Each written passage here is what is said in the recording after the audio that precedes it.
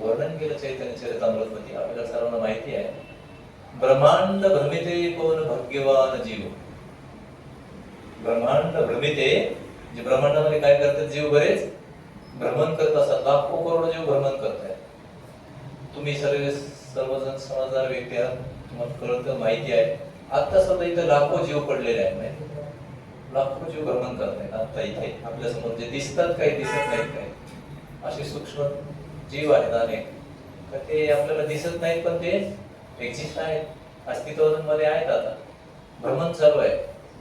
आणि या संपूर्ण ब्रह्मांडामध्ये काय होतं, ब्रह्मांडे भ्रमिते, अनेक जीव भ्रमण करत असतात. चालू आहे कार्य, काही ना काही काम चालू आहे, ज्याचं त्याची क्रिया चालू आहे. कोण भाग्यवान जीव, त्यांच्यापैकी एखादा काय आहे म्हणले, भाग्यवान. भाग्यवानाला काय होतं म्हणले, गुरु कृष्ण प्रसादे पाय भक्ती लता बीज. भक्ती म्हणजे काय आहे, तिचं अगोदर बीज मिळायला पाहिजे ना. कोणते आपल्या घरी झाड असतं, त्याची फळं कधी मिळतात, अगोदर काय मिळतं, फळं मिळतात का बीज मिळतं, आधी बीज मिळतं. आपल्या घरी ते बीज वाढवतो, आपल्या घरी वाढवतो किंवा आता नर्सरीत वाढवतात. कधी कधी तर मॅडम म्हणते त्या आत्म्याला काही वाढवतात वेगळ्या कंडिशन मध्ये, तो भाग आहे.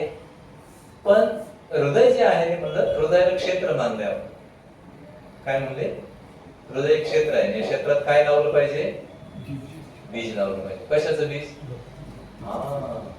भक्ती अशी आपोआप नाही आहे. काय वरवर टिळे माळे लावले म्हणजे झाली भक्ती, असं नाही. असं काय आहे, कपडे घातले म्हणजे माणूस भक्त झाला. हे बाह्य लक्षण आहे. उस डोंगा परी रसन हे डोंगा, काय भुलदासी वरिलिया रंग. म्हणजे बरोबर कपडे घातले म्हणजे लगेच हा साधू आले साधू आले, असं थोडीच आहे का.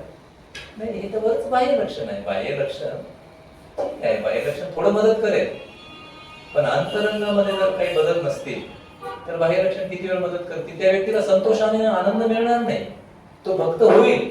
बाह्य आवारातून माणूस, स्वामी प्रभुपादांनी एक उदाहरण दिलं.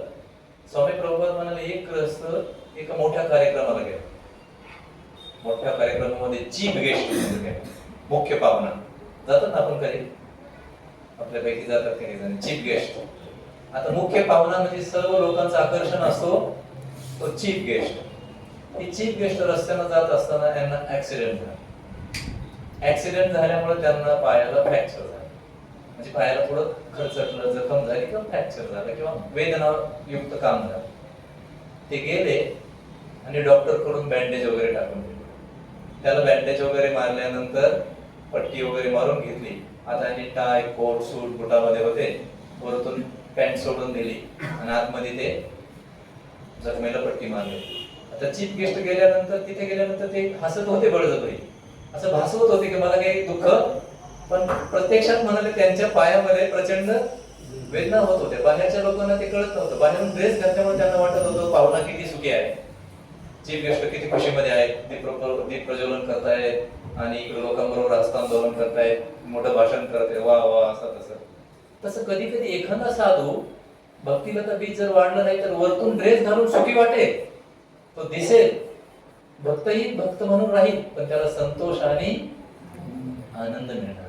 भक्तीचं प्रमुख लक्षण आहे. काय मिळालं पाहिजे भक्तीत, आनंद मिळाला पाहिजे, भक्तीमध्ये संतोष मिळाला पाहिजे. हे भक्तीचं लक्षण आहे.